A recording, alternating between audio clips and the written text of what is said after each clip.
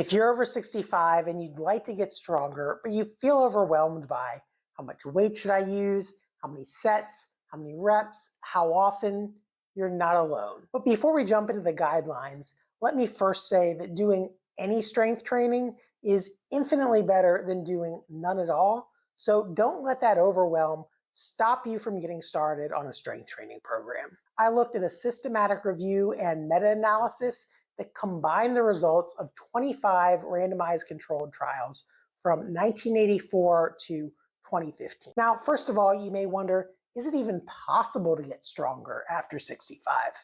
And these 25 studies that all looked at strength training in older adults found a large effect size for improving strength, meaning it is absolutely possible to get stronger after the age of 65. The three biggest findings that they found were number one, training period, number two, training intensity, and number three, time under tension. The biggest effect size they found was 50 to 53 weeks, meaning people who trained for a year got stronger. So consistency is key. The second variable was intensity. That means how hard are you working or how much weight are you lifting?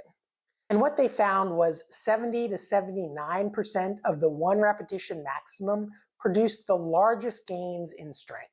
At 70%, that would mean you can do 22 repetitions and absolutely no more.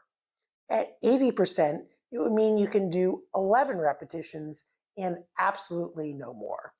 Now, interestingly, what they found was 7 to 9 repetitions were actually the range that produced the greatest range of strength.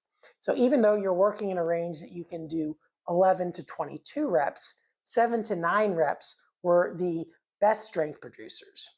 Now you may wonder why that is, and that comes down to the third key finding that they found was time under tension. And what that means is the total amount of time that your muscles are under tension for each repetition. And it was actually 6 seconds.